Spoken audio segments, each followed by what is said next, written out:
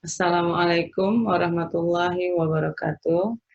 Baiklah anak-anak, kemarin kita sudah belajar mengenai sifat koligatif larutan. Nah, salah satunya adalah penurunan tekanan uap.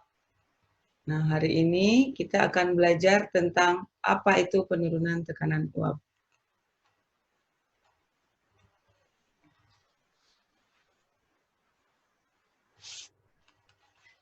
Oke.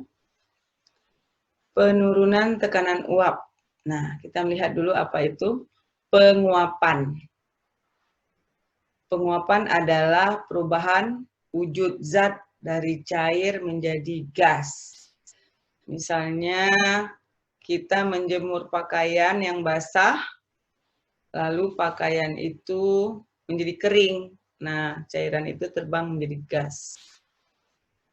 Kecepatan penguapan dari setiap cairan tidak sama, tetapi akan semakin mudah menguap jika suhunya semakin tinggi. Jadi jika suhu dinaikkan, maka suatu zat akan lebih mudah menguap. Oke. Jika suatu cairan menguap pada ruangan tertutup, maka dalam ruangan itu akan jenuh oleh uap air. Pada keadaan jenuh, proses penguapan tetap berlangsung. Tetapi pada saat yang sama, terjadi pengembunan atau terjadi kesetimbangan dinamis antara zat cair dengan uap jenuhnya. Nah, setelah itu kita melihat tekanan yang disebabkan oleh uap jenuh suatu zat yang tadi disebut dengan tekanan uap jenuh. Semakin besar tekanan uap, semakin mudah zat itu menguap. Nah, jika suatu pelarut ditambahkan zat terlarut yang sukar menguap, hal ini akan menyebabkan penurunan tekanan uap. Hukum Rolle. Besarnya tekanan uap larutan sebanding dengan fraksi mol pelarut dan tekanan uap dari pelarut murninya. Nah, ini bisa dirumuskan dengan P sama dengan P0 kali X pelarut atau fraksi mol. Delta P sama dengan P0 dikurang P. Lalu delta P sama dengan P0 kali X terlarut. Di sini bisa kita lihat keterangannya, P itu adalah tekanan uap larutan, X adalah fraksi mol, P0 tekanan uap larut murni, delta P penurunan tekanan uap larutan. Langsung kita lihat contoh soalnya. Sebanyak 3 gram urea dilarutkan ke dalam 180 gram air pada suhu 20 derajat Celcius. Jika tekanan uap murni pada suhu tersebut 17 mm Hg dan MR urea 60, hitunglah tekanan uap larutan, penurunan tekanan uap. Oke, sebaiknya kita buat dulu diketahui apa yang diketahui dari soal tersebut. Kita bisa lihat di sini ada massa urea 3 gram dengan MR 60, lalu ada massa air 18 gram dan P0 17 mm Hg. Baru kita buat ditanya. Ditanyanya ada dua. Pertama pertanyaannya menanyakan P, yang kedua menanyakan delta P. Oke, di sini kita akan mencari P. Rumus P sama dengan P0 kali X pelarut. Tadi kita sudah ketahui P itu adalah 17. Sementara X pelarutnya belum diketahui. Nah, kita cari ke samping nih. XP sama dengan Na. Na ini air pelarutnya kan air. Na per Na tambah N urea. Nah, di sini Na juga kita belum tahu. Kita lihat dulu. Na mol air sama dengan gram per mr. Tadi kita sudah lihat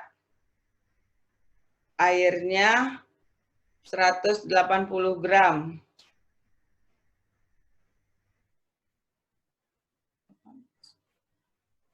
MR-nya 18 sama dengan 180 per 18 sama dengan 10.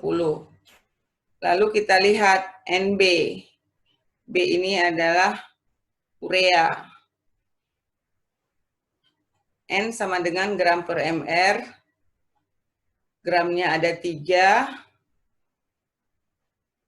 Dan MR-nya 60. Maka dapatlah 0,05. Nah, hasil 10 ini kita masukkan ke Na yang di sini. Juga Na yang di sini. Lalu 0,05 ini kita masukkan ke NB atau N urea, masukkan ke sini. Lalu kita akan dapatkan, kita bagi 10 per 10 tambah 0,05, hasilnya 0,095. Nah, hasil ini yang akan kita masukkan ke dalam X pelarut ini. Nah, 17 dikali 0,995, maka kita dapati hasilnya 16,915 mm Hg. Oke, yang B-nya kita akan lihat, yang ditanya adalah delta P. Delta P sama dengan P0 kurang P. P0 kita sudah tahu 17. Sementara P juga kita tadi sudah dapatkan di sini 16,915. Nah, kita kurangi, maka hasilnya adalah 0,084 mm Hg. Nah, inilah dia penyelesaiannya. Oke, next kita lihat soal nomor 2. Suatu jenis senyawa karbon A yang baru ditemukan akan ditentukan massa molekulnya. Sebanyak 15 gram senyawa tersebut bila dilarutkan ke dalam 180 gram air pada suhu tertentu akan mempunyai tekanan uap 19,4 mm Hg. Bila pada suhu tersebut tekanan uap air murni adalah 20 mm Hg, tentukan massa molekul relatif senyawa A tersebut. Nah, seperti biasa, kita buat dulu diketahui. Di sini yang diketahui adalah massa A. Massa A, tadi katanya 15 gram. Nah, kita buat di sini. Lalu ada massa air, 180 gram. Di sini. Ada P0. P0 itu adalah tekanan air, uap air murni. Ini 20 mm Hg. Lalu ada P. P-nya ini dia tekanan uap 19,4 mm Hg. Nah, yang ditanya adalah MR dari senyawa A. Penyelesaiannya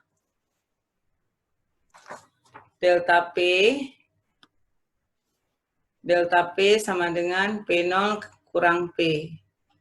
Nah, tadi kita ketahui P0-nya 20, sementara P-nya 19,4. Kita dapati hasil pengurangannya 0,6 mm Hg. Nah, lalu delta P sama dengan P0 kali XA. Kita masukkan delta P-nya tadi 0,6. Lalu ada P0, 20 di awal tadi. Dan XA rumusnya. XA-nya belum diketahui. Bisa kita rubah XA sama dengan perkalian silang ya. 0,6 per 20. Nah, hasilnya 0,03. Oke, lalu lanjut kita buat. XA sama dengan Na per Na tambah N air. Nah, Na ini adalah senyawa A tadi, Kita buat N gram per mR, kita masukkan 180 per 18, maka kita dapatkan 10 mol. Oh, kita cari dulu ini N air ya, sorry Bu, silap tadi. N air sama dengan 10 mol. Oke, nah, langsung kita masukkan ke sini. XA-nya dari yang pertama kita dapatin tadi 0,03, kemudian Na per Na, tambah N airnya udah kita cari tadi 10, ini dia, kita masukkan ke sini. Nah, di sini Na ini sangat kecil, ini kan? Na per Na tambah 10, ini pembaginya 0,03 lagi. Jadi, bisa diabaikan terhadap N air.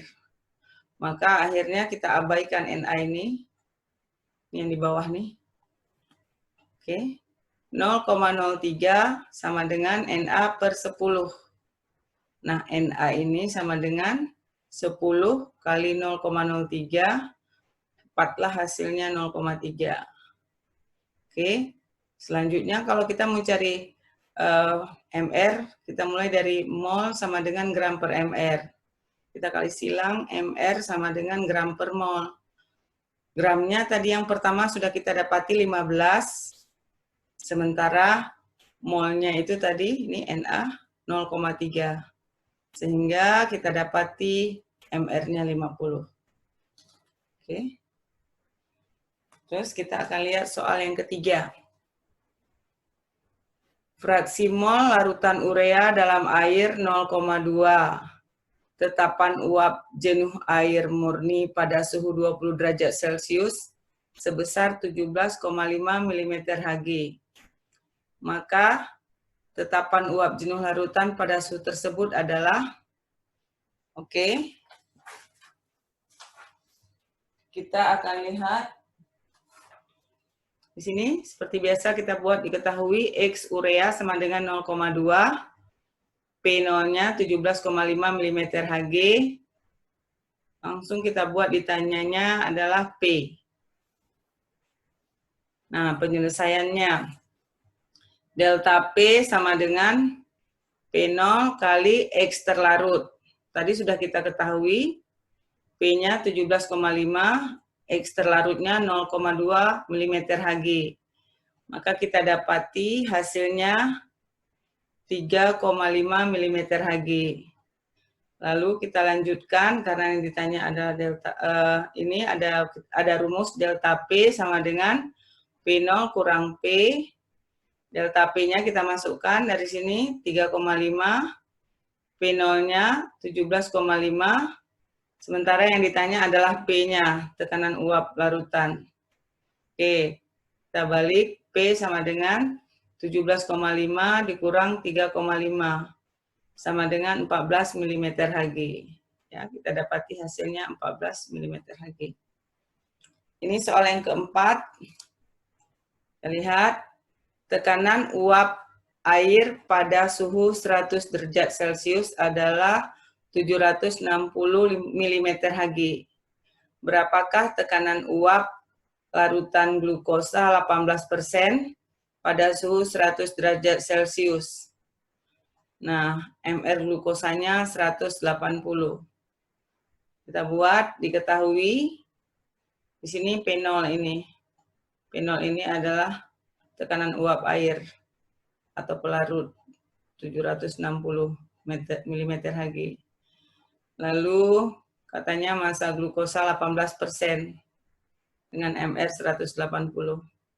Yang ditanya P. Nah, kita mulai di sini kita lihat. Karena yang ditanya P, maka kita buat rumus P. P sama dengan P0 kali X pelarut. Nah, kita masukkan P0-nya sudah diketahui 760. Sementara X pelarutnya belum diketahui. Kita buat dulu ke sini ke samping. Kita lihat katanya massa glukosa 18%. Artinya 18 per 100 kali 100. 100 ini dalam 100 gram. Nah, sama dengan 18 gram. Lalu ini kita jadikan mol.